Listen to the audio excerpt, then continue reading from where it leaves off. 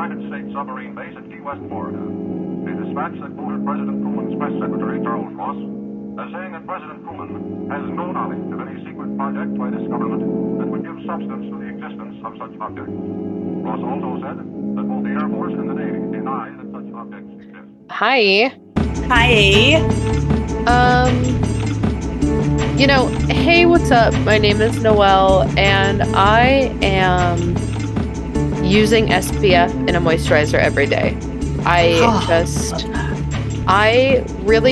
It's twofold. I blame SPF technology in the United States because I know it's been advanced everywhere else for being the reason why it took me so long into my 30s to fucking wear SPF every day, because they just didn't perfect the technology to be a good lightweight moisturizer while also being effective.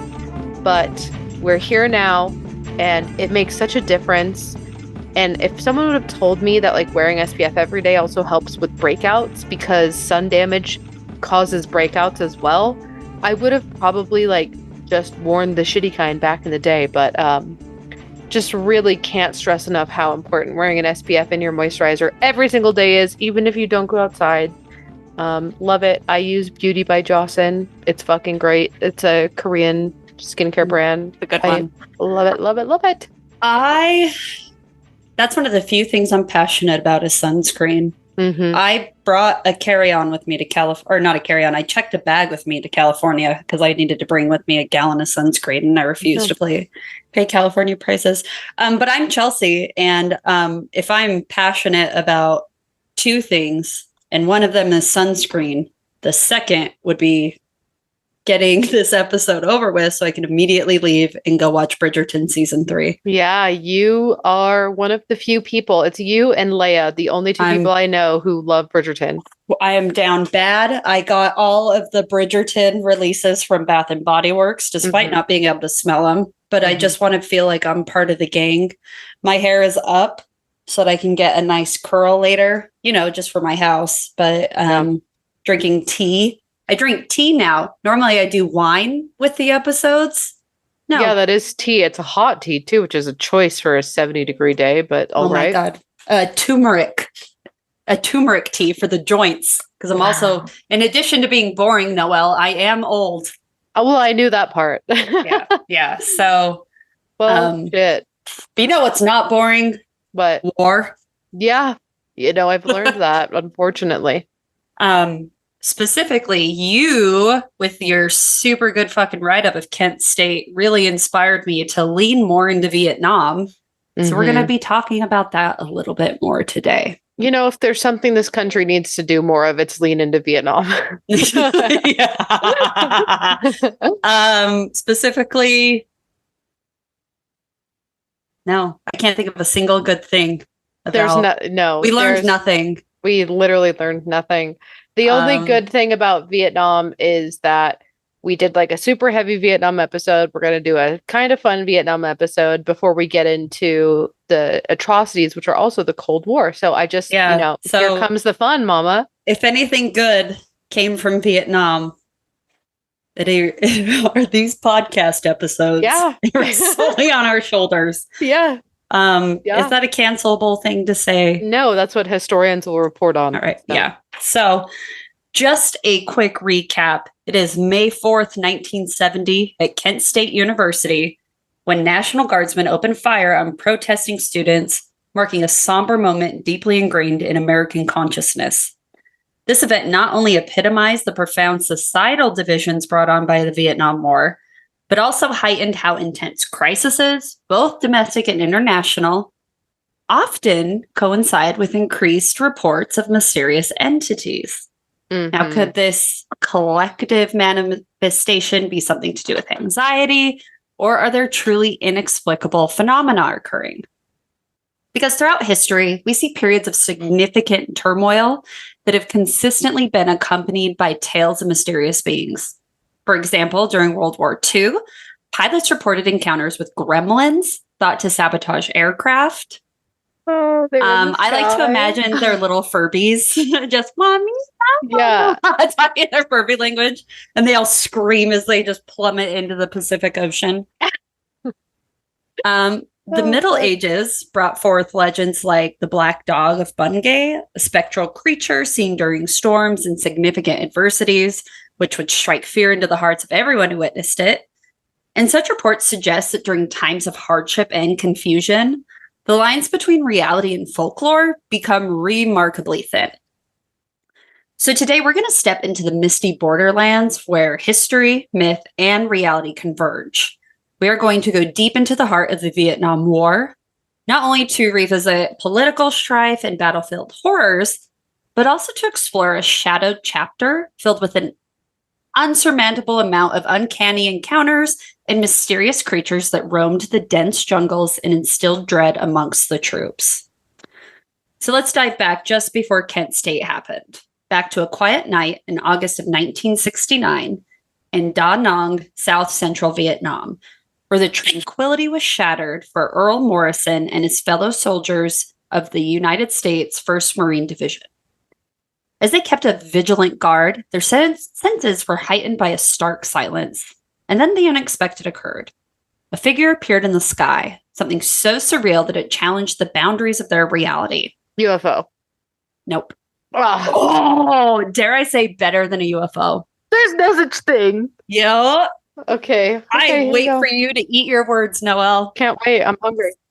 The creature they observed was no ordinary entity.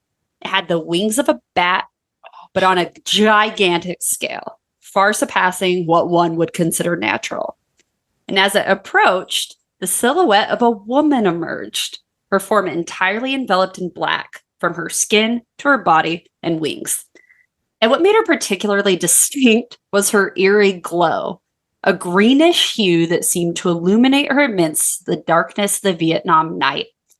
Silent and imposing, she hovered 6 to 7 feet above the soldiers, and her presence felt profound as she glided over them without a sound. It's sexy Mothwoman. It is. It's sexy Mothwoman. They yassified Mothman. Thank God, we've been asking for it. Earl Morrison was profoundly affected by the encounter, and he would only speak publicly about it years later and reveal the details that continued to haunt him. The winged woman made no noise initially as she flew over the troops, but as she moved away towards their encampment, the soft flapping of her wings could finally be heard, a stark contrast to the earlier silence. And the sight was so close and clear that Morrison noted that her wings might have had even a slightly furry texture, and her straight, dark hair flowed as she moved. I have just been asking for a yesified Mothman since the beginning of time, and I just feel so vindicated right now. Do a cosplay of the yassified version, and I'll just do my shitty version of Mothman, but I'll like frump it up. You know what I mean? Your version was cool. But like your version can have like long, like black pleaser heels. Mm-hmm. And then I don't know how you silence everyone, but maybe hand out like earplugs. Just like a loud, like one of those dog alarm whistle things. Mm-hmm. Maybe point that at people and it shuts them up. Either way, this is fantastic news. Yeah. Or a sound grenade and just blow everyone's eardrums. Yeah, that one too. So this sighting caught the attention of UFO researchers and cryptozoologists alike. They were intrigued by the detailed description and the physical characteristics that Morrison relayed. Notably, John Worley, a UFO researcher, took a special interest in the case, and he conducted a personal interview with Morrison that delved deeper into the nuances of the bizarre encounter. The incident also stirred discussions in the field of paranormal research, leading Janet and Colin Board in their 1980 book, Alien Animals, to comment on the general categorization such as winged figures, suggesting that they should perhaps be referred to more neutrally as bird people rather than bird men, acknowledging the ambiguous nature of their identities. We love an inclusive term. Okay, inclusivity. Okay, yes, they were ahead of their time. So I'm living for that. Right now, it's yassified and gender inclusive. Yeah, they were like, these are moth people, you fucking assholes. Yeah. Shit, get the bigots so out of here. Right. So the Bat women and the Viet Cong guerrillas were far from the only danger lurking beneath the dense canopy. Soldiers who were foreign to the land and its myriad of secrets found themselves not only battling an unseen enemy, it was just Noelle with wings, but also facing encounters and tales with an enigmatic entity known to the indigenous people, yet to the alien invaders. That was a weird sentence. They were known. Sometimes I get lost in the middle of what I'm saying. Yeah. This entity, a Go humanoid, had this entity, which was a humanoid, hairy biped, emerged with startling ferocity from the jungle's darkest depths, earning the moniker Rock Apes. What they call you. Yeah. Oh my God, I'd be a rock ape and you be ossified Mothman. Yeah, as the prophecy foretold. Yes. Oh my God. So long before, and this is going to make up the big chunk of our cryptids of the Vietnam conflict. So long before the cacophony of the war echoed through the jungles of Vietnam, whispers of a mysterious presence in these remote territories circulated amongst local tribes. Throughout the jungle-clad interiors of Vietnam, Laos, and the northern reaches of Borneo, particularly within the confines of the Vu Quang Nature Reserve, folklore richly detailed encounters with a bipedal ape-like creature. Known as the Batutut Great job. Ujit, Batutut Ujit, or the Nyang Irung, meaning jungle people, these beings are described as formidable entities. They typically stand around 6 feet or 1.8 meters for our friends across the pond. Thanks. These stout, muscular figures are cloaked in hair that ranges from deep brown to jet black, with bare patches at the knees, soles, hands, and face. Bare knees, that makes them look flat. Yeah, that's sick and twisted. I don't want to slut shame, but if you don't have hair on your knees, that means that they wore off from friction. So Yeah, you don't shave above the knees. Everyone knows that. Mhm. Rock apes. So the new everything is written out phonetically. I just want people to know, but it's still hard to fucking pronounce it with my public school education. So the Nuang Irung are Jesus reputed. I'm just gotta Christ. say, That was oh my really God. tough. Okay, but like it's spelled NG, U with like a hyphen through it, O with like an umlaut, I, R with like an apostrophe above it, and then maybe like a little flexing arm to the right of it, Yeah. NG. I'm I have not never saying seen- that you're wrong. I'm just saying, wow. Yeah, so It's okay. the new Irung are reputed to inhabit isolated, secluded areas of the jungle. They display a boldness and aggression that is particularly noted in the Borneo variety, which allegedly attacks humans with little provocation. They're believed to travel in troops, predominantly active at dusk and throughout the night. And for the local inhabitants of these regions, such creatures are just a normal aspect of life. They are profound, yet accepted mysteries that are woven into the fabric of their daily existence. However, as troops navigated through the relentless mosquito-swamped jungles, they evaded enemy fire and endured the stifling heat. They also encountered numerous accounts of bizarre humanoid creatures that haunted the dark forests. Now, again, these creatures, they never knew if they were fully human or ape, but the Americans, also unable to pronounce Nuangirung, began to call them the rock apes. Yeah, a little bit easier for you. These encounters with these mysterious beings were actually frequently reported by combatants on both sides, and they were often mistaken for the enemy until viewed at close range. So amongst the most detailed published accounts of these cryptid creatures is found in Very Crazy GI, Strange But True Stories of the Vietnam War by a veteran named Craig P.J. Jorgensen. Now, these particular, you keep looking at me and I think you're going to say something. Well, I was just like, I had to reread it to make sure you said like a book and not like a website, because I was going to be like, really? But I believe it. It's published. I've been much more careful with my sources. But yeah. Great job. So this particular story, speaking of sources, Mysterious Universe, thank you for a lot of content. Oh, Slay, good job. Yeah, it was a website, bitch. It was a website, ho, and I paid $5 to read it. Are you fucking kidding me? $5. Yeah, and I'm going to reimburse myself. As you should for that, honestly. So this particular story details the harrowing experience of a 6-man unit from the 101st Airborne Division. And exhausted after navigating through rugged, mountainous terrain with heavy gear, the unit paused for a rest, hyper aware of the omnipresent threat of the Viet Cong ambushes. And during their brief respite, a cluster of trees nearby began shaking violently, presumed to be the enemy approaching. And the soldiers, poised with weapons ready, focused intently on the rustling foliage. This just reminds me of Predator. Yeah, I was going to say, are we sure it's not? Yeah, that's probably where it came from. Predator came from this. Yeah. So, amidst the unnerving anticipation of conflict and the incessant drone of the mosquitoes, a bizarre figure with reddish, hairy, oblong head featuring large dark eyes and a wide mouth emerged from Oblong. the brush. Oh, did I say oblong? Yeah, it's okay. I know you Thanks. can't read. It's fair. I just have like somebody whispering in my ear. Like, Yeah. what's that play where the guy has the nose? Girl, what?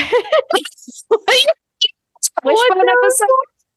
What's the Wishbone episode where the guy with the big nose? What is the Wishbone episode of the man with the big nose? Here we go. Cyrano's. In the Wishbone episode called Cyrano's, we learn about a man with a big nose, which is based on Cyrano de Bergerac. In the episode, Wanda and Bob Pruitt's favorite poet is revealed to be T.S. Eliot. It originally aired on October 17th, 1995. Thank you, Wishbone. The guy named Cyrano has a big nose, but he's beautifully and eloquent romantic. He's played by Wishbone. And enter dull, boring, beautiful man who falls in love with the pretty girl. Now, Cyrano also loves the pretty girl. But the guy is like, hey, I want to go for her. Cyrano's like, my nose is too big. She'll never love me. I'll tell you what to say to her in exchange for... I see. Yeah. And then the lady falls in love with big, dumb, handsome man's words, but they're really Cyrano's words.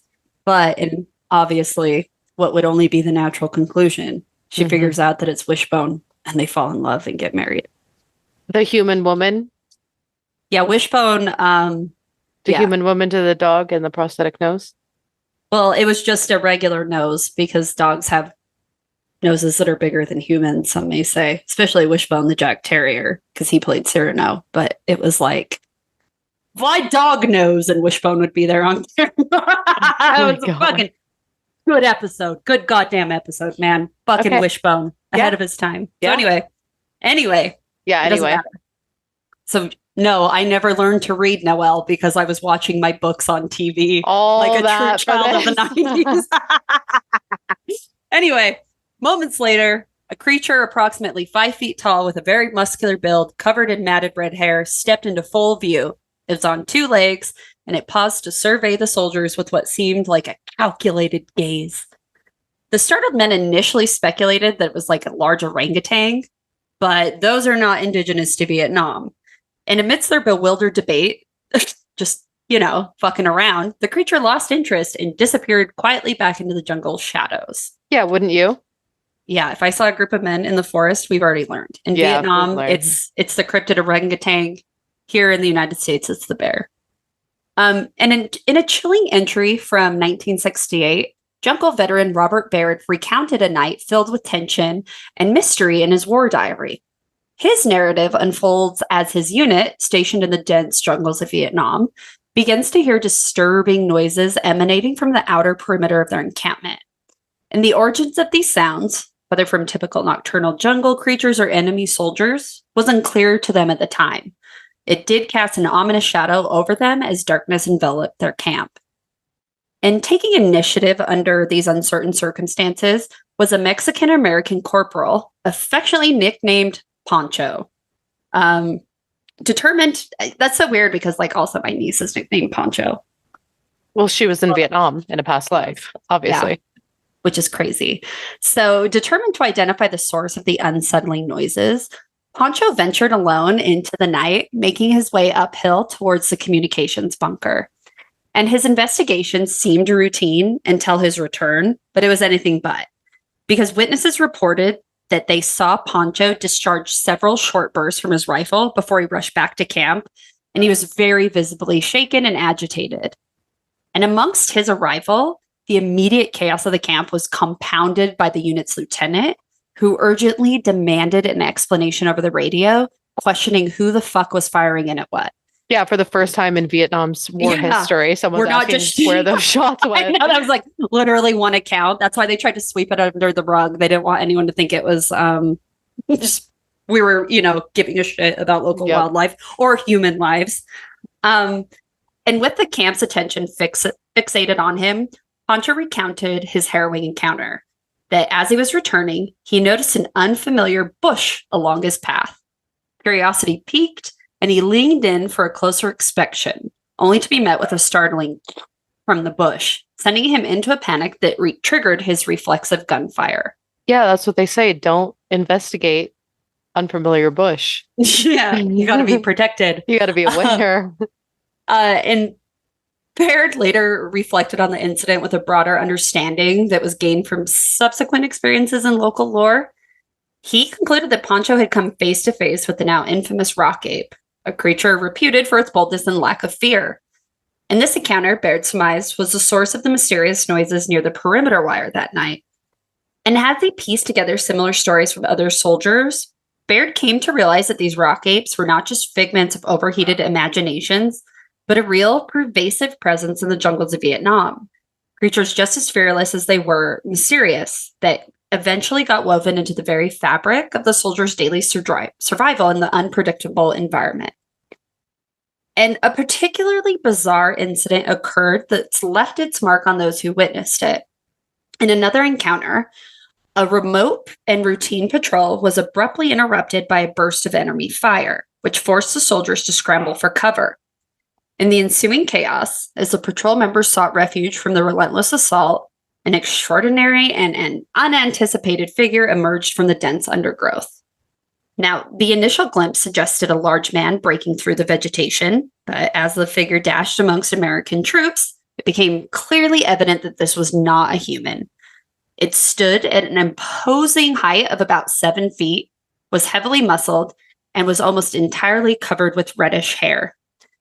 Its movements were astonishingly swift, but as it became inadvertently caught in the crossfire, it went down. But despite really? No, actually. It was struck by all of this fucking gunfire, and it stumbled, but did not fall.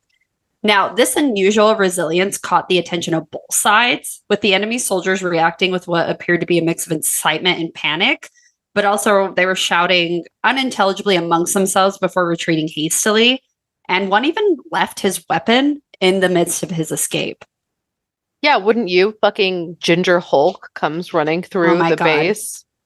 Yeah, I would fucking run too. Oh my god, do you think a Ginger Hulk would be like cute or not? I mean, he's more enduring green. Are you trying to say that Green Hulk is cute? Yeah. You don't think Hulk is kind of cute? No. I bet he gives a good hug. I mean, yeah, if you want like your neck snapped. Yeah. Okay. Well, yeah, that's probably true and right and fair. That's crazy. You think like Hulk out of, I don't know, the Maybe Avengers? It's just Mark Ruffalo. Oh. Oh, no. If I had to pick Avengers, it's Captain America all day, every day. Okay. He's my Cyrano. Okay. It's his character that I love. Yeah. Okay. Well, learn something new every day about you. So the shaken American patrol managed to regroup and they moved into a more secure location. And that night, the air around them was filled with an eerie symphony of strange animalistic sounds. A mix of whines, barks, howls, and grunts that pierced the usual nocturnal chaos of the jungle. And the next morning, driven mostly by a mix of curiosity and concern, some of the members of the patrol sought permission to investigate the events of the previous day. And the search led them to a grisly discovery, an enemy soldier's body that appeared to have been savagely mauled. And the gruesome sight was profoundly unsettling, prompting the patrol to hastily retreat back to their base. And one of the witnesses, who was deeply troubled by the experience, later remarked that for the remainder of his time at Vietnam, neither the haunting sounds nor the sight of the creature recurred. But the incident quickly became the subject of intense discussion amongst the troops and locals alike. Some local inhabitants referred to the creature by a name that was difficult for the soldiers to pronounce or recall, but it roughly translated to stench monkey or foul monkey. Stench monkey is one hell of an insult as well. That's what that's what I Cora went is. by. I was going to say that's what I went by in college. That's also you, yeah. Yeah, so I relate to Cora. We also have like push little pig noses, and our breathing is obnoxiously loud. I thought you got that fixed though. Stop saying that you can't breathe when you paid hundreds of thousands of dollars to breathe. That's true. Listen to that. Can you hear that? Yeah. You can't. You have privilege now. So Mhm. that's what I hear. The privilege of breathing. Mm-hmm. So it's nice. Check yourself. So while the exact term eluded the witness's memory, which is like totally believable because I've been fucking struggling with the pronunciation of these words all damn day. Yeah. The chilling encounter still had a lasting impact on them, and they requested transfers away from ground duties to positions as helicopter crew members, eager to avoid any encounters back in the dense, perilous jungles.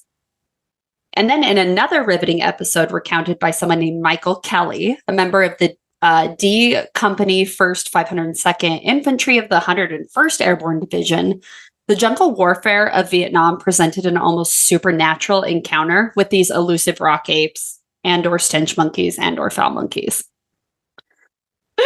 Kelly's account, sent in 1969 on the ridges of Nui Mo Tao, detailed an unexpected confrontation that would challenge the perceptions of all of the seasoned soldiers.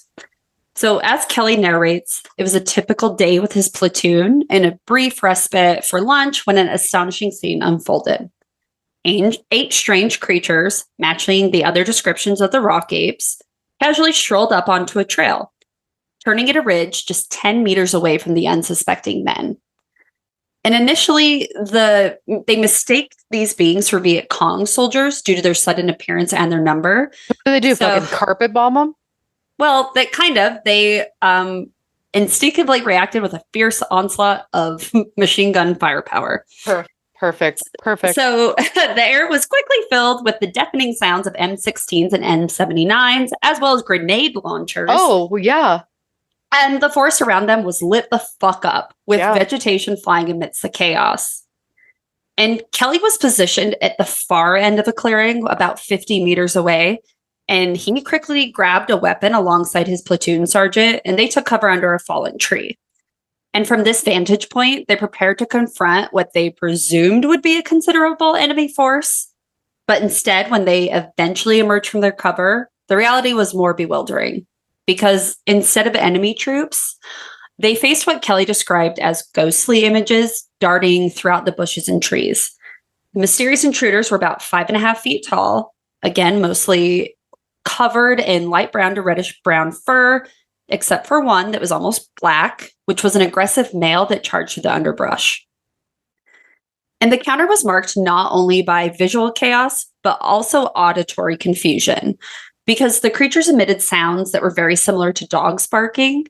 And just as suddenly as they appeared, these beings vanished back into the dense jungle, leaving no trace behind in the bullet-riddled and smoke-filled clearing.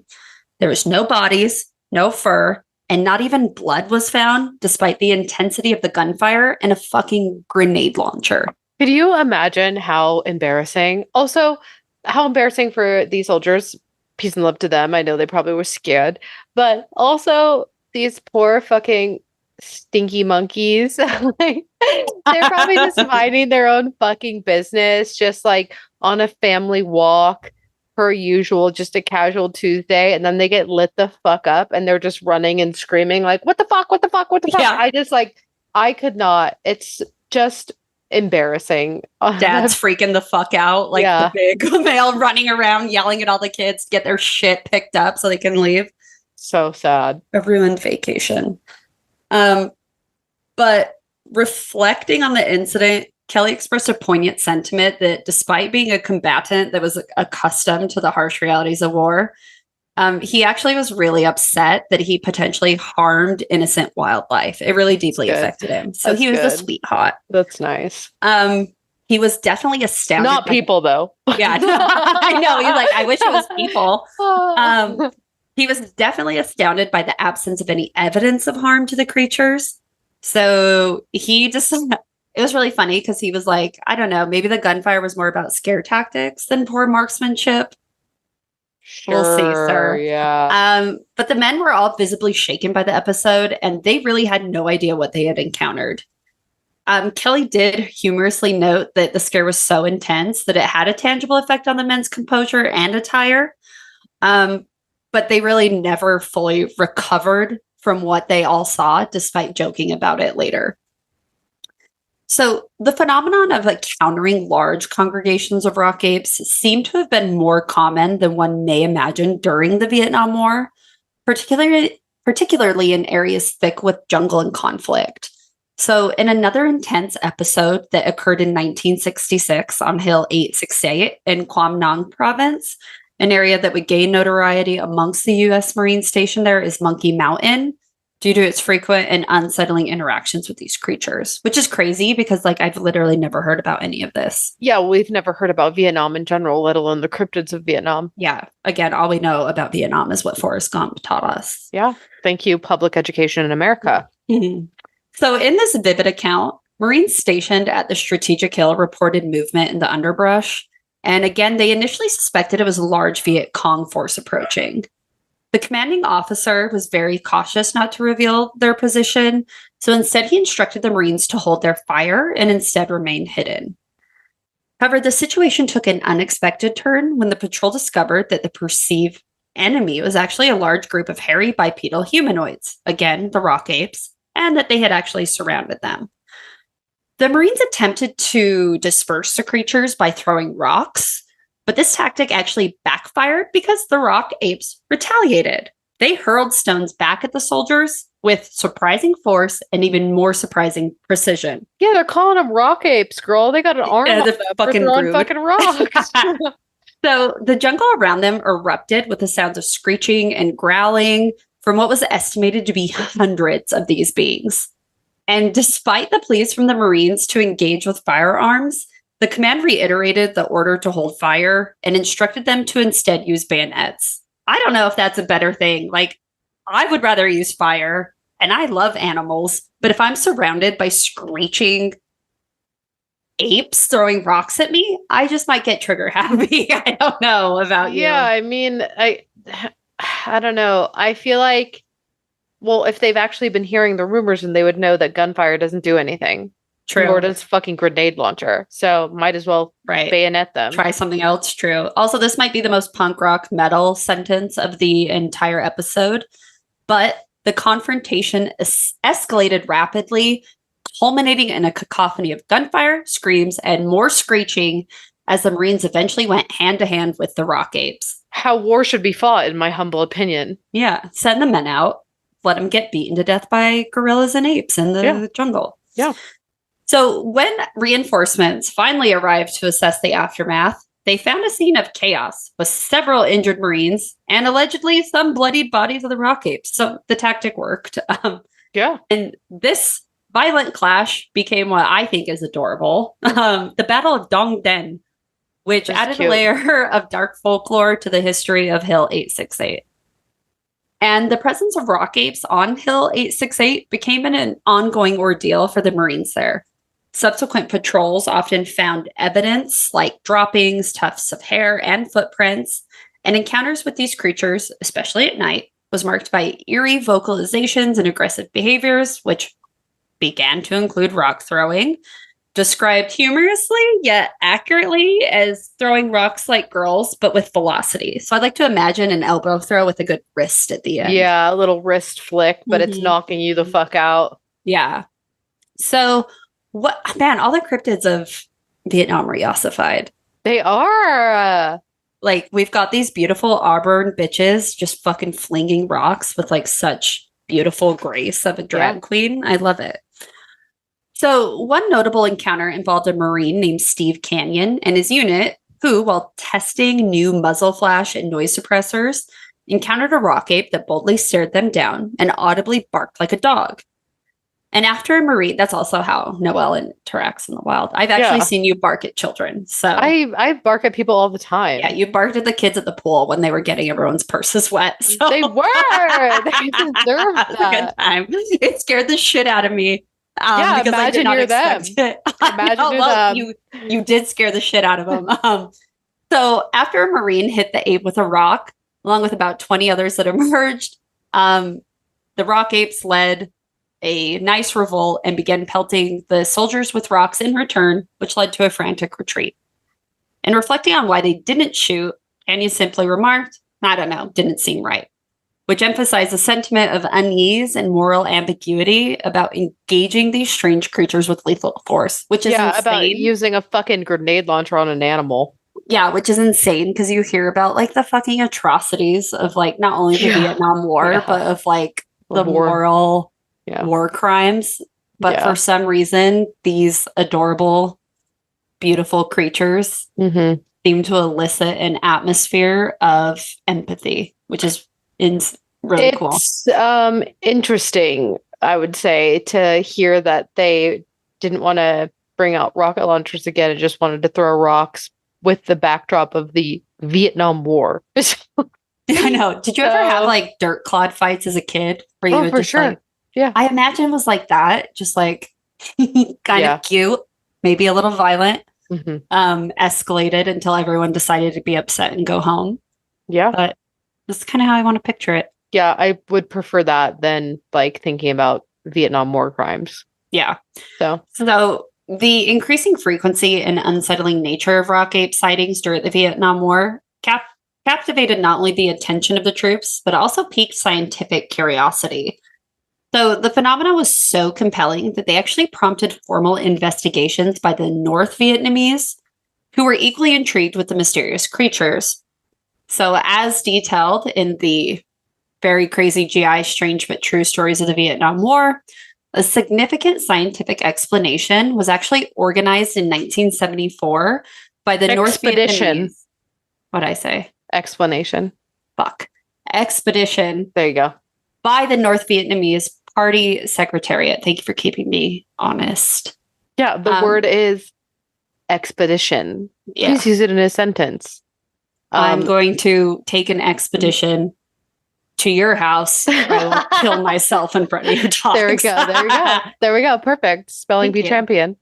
So they tasked Professor Vo Quoy of the Vietnam National University with leading the exploration. I almost said expedition, man. Now I got the opposite problem. Now she's stuck in. She's locked in. To procure concrete evidence of the rock apes' existence. And although the team did not encounter any of them directly, they did stumble upon intriguing tracks in the remote jungle areas. One footprint was cast and set for analysis, which revealed dimensions that really perplexed the researchers because it was obviously wider than a typical human footprint, but significantly larger than any known apes. And this finding spurred further investigations, including an expedition led by the North Vietnamese general Quang Minh Thao, who, through these subsequent efforts, did not yield further conclusive evidence. And the intrigue surrounding the rock apes was not limited to anecdotal soldier stories either. Earlier in 1970, Dr. John McKinnon, a noted biologist, had also discovered tracks that he attributed to these elusive creatures. He speculated that these footprints, which featured human-like toes, were about the size of those similar to like the Asiatic black bear, which is a species not native to Vietnam, but might belong more to a hominid, like akin to the Meganthropus. And these observations were later documented in his 1978 publication called In Search of the Red Ape.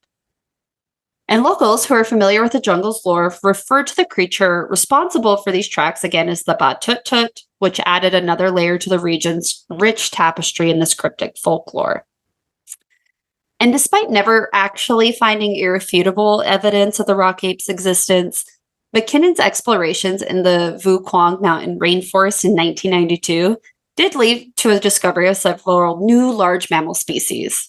And these findings underscored the region's vast biodiversity and its capacity to conceal undiscovered species, suggesting that the dense jungles of Vietnam could definitely still harbor secrets that are waiting to be unveiled. So let's go into maybe some of the explanations of what they could be if people don't want to be fun with the cryptid idea.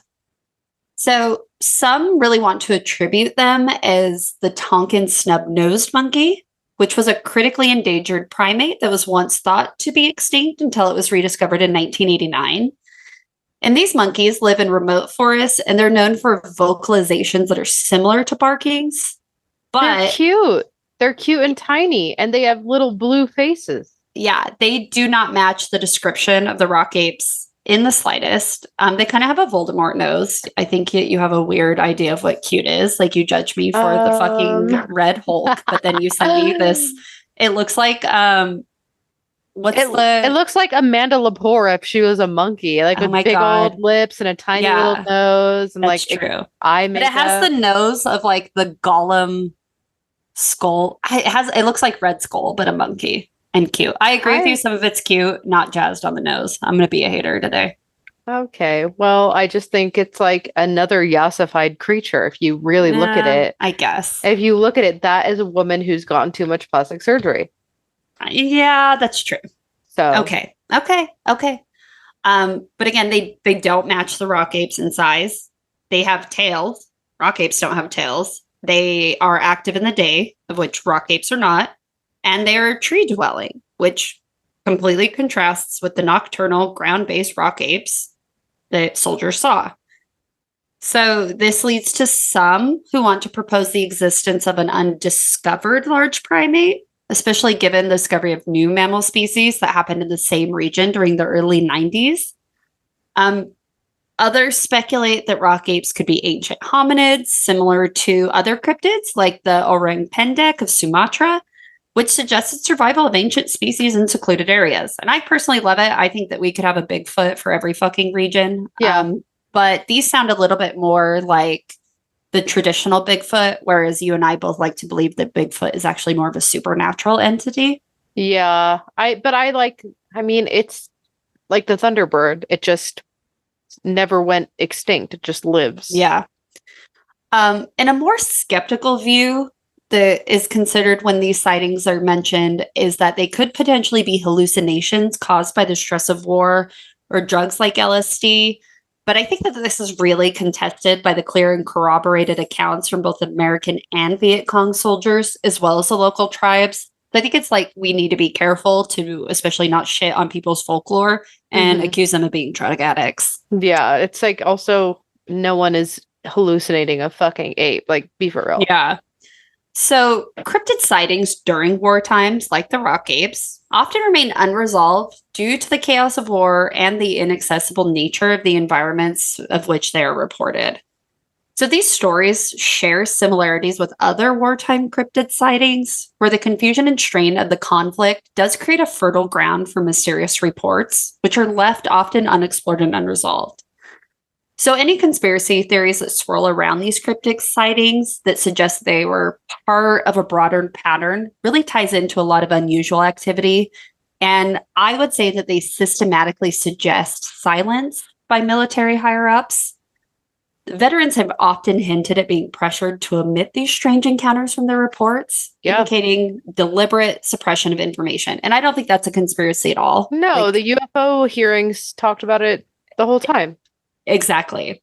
And suppression could be anything from motivation to prevent public panic amongst forces or to maintain control over an already tumultuous situation. And they mirror the secrecy associated with reporting alien encounters in other contexts. And the added element of secrecy and suppression might have deepened the soldiers' paranoia, which is a common psychological reaction not only in war, but in other situations that involve encounters with the unknown, such as alleged alien abductions. So the fear of the unknown and the additional stress of maintaining secrecy has led people to believe that this is why there are exasperated syndrome or symptoms of PTSD with Vietnamese or Vietnam War soldiers, because they not only witnessed the horror of war, but also are bearers of hidden, unsettling truths. Oh, 1,000%. And especially like this pattern of encounter and suppression does raise questions about the broader implications of such experiences. So incidences of encountering the unknown, be they cryptids or extraterrestrials or supernatural entities, are definitely part of a larger and more complex tapestry of the human experience that still remains unacknowledged by official narratives. So the possibility of such encounters influencing mental health by introducing extreme stressors, compounded by the demand for silence, leaves a chilling thought. Noelle, what other secrets are kept from the public eye, and at what cost to those who bear them? All of them, I think. Yeah. Actually, I think the entire fabric of the world. Definitely. You know, and I think war cryptids might be a close second in my favorite of cryptids. Yeah, I do not think the Fresno Nightcrawlers will ever be uncrowned. Yeah, it's fair. It reminded me of oh my God, what's the movie? I think it's called War Dogs or something. Hold on. My brain is it like No, Airbud that's goes not to it. war? War Dogs is the knockoff new version of the Nick Cage arms dealing movie. There's my brain's malfunctioning right now, but there's a like a Russian werewolf soldiers. Maybe it's dog soldiers. Anyway, it doesn't matter. The moral of the story is a war cryptids. It's beautiful. So I hope if we get inevitably drafted by our shitty war machine, that I too can inspire such fear that people think me a cryptid, but I doubt it. I think I would immediately step on the battlefield, have an asthma attack, and then die. Yeah, I think I'd go AWOL and then I'd get assassinated. Yeah. So.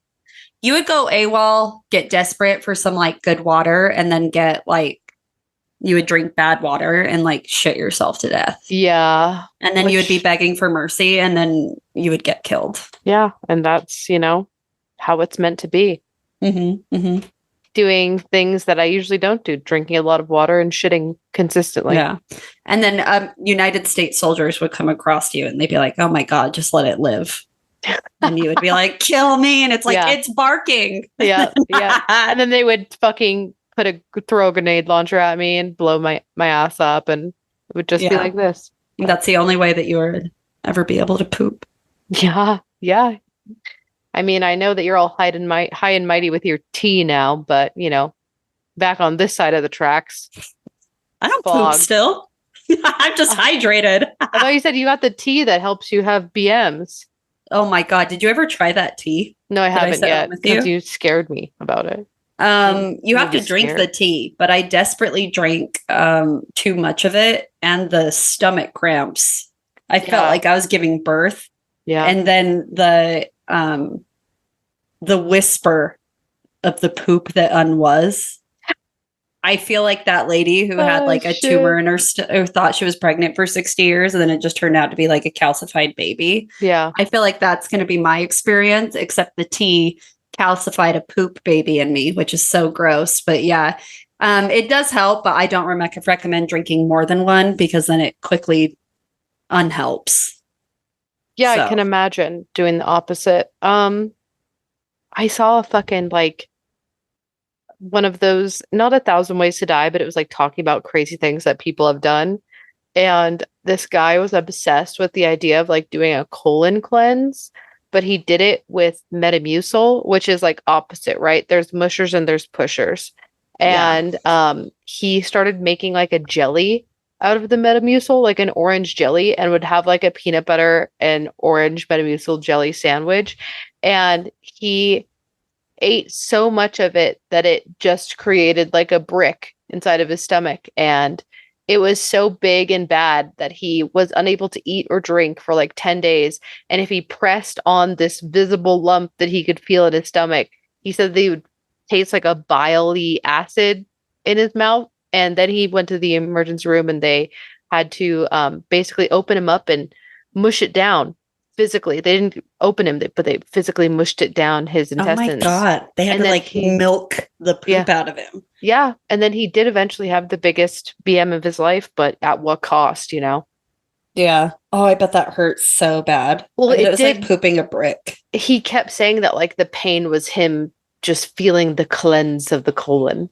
Do you know what I mean? And I'm like, oh my God, that's like the type of delusion I would be on a little bit. Like I would literally be fighting for my life actually, but I'd be like, that's the pain of cleaning out your gut. It's like pain is weakness leaving the body, but you're like actively perforating your colon. Yep, literally. So it's like how CrossFit people will like get their kidneys will fail and then they get a shirt because they're very proud of it. Mm-hmm. And we're like, that's so toxic, but I would definitely get a shirt that was like, I perforated my colon. Yeah. Yeah. And be proud. Okay. And that's American healthcare, baby. Yeah. So, Honestly, I'm kind of jealous. So I literally, like, if doing a colon cleanse for a colonoscopy wasn't so miserable and didn't taste like salt gasoline, I would probably do it a lot. yeah. Because, like, to feel like a skinny mama. Just to feel alive again, Just you know? to feel ready to go and lightweight and aerodynamic. But this is good. I don't want to say this because it's probably terrible. But What you is know, it? like when women, or let me rephrase, you know, when Yep. people who can carry children Yeah. in a uterus feel the Mhm. baby kick and they feel so alive. And if they Mhm. don't feel anything, it's concerning. Yeah. I need to feel the pain of a Mhm. bowel movement Yeah. to know that something's really happening or I get concerned. You're And maybe so right. that's what he's chasing. This is the birth. Yeah. This is the birth experience that Yeah, that's I as close as deserve. we'll get. Yeah. Oh, fuck. Yeah, probably. We should find him online and ask him. Speaking of things you can find online, we have a link tree in all of our bios. We are at Go to Hell Podcast. That is at Sithlard. I am at Noelle Fain. And in that link tree, you can find a link to resources. We have resources to help donate to the people of Gaza. And also, if you don't have the ability to donate, ways that you can help for free, which is super cool and awesome to spread awareness. So appreciate that. We also have a link to our merch where 100% of the proceeds are donated. We have a link to our Patreon. $1 gets you in, new episodes every week. Fun one. We had a fun one. We started in pop culture and ended in trad wife family dynamics, which is on brand. Mhm. We also have a link to our Discord server where we have been asked to cover our thoughts and feelings about the A24 movie Civil War. So we're actually going to do that. We haven't covered a movie in a long time. So the only thing there is that we might put it on Patreon just so it's not spoiled for you. Like you have to physically go to it to see it. We'll see. We'll see when we get there. We also have a link to Kelly Holloran or at Wildwood Owl on Etsy. She makes cool shit for us and she makes cool shit in general. And also congrats. She has stuff in a storefront she's posting about. So congrats to her there. And then I don't know why you'd need it, but you also can find a link to listen to us, which is anywhere podcasts are heard. Nice. And that's it.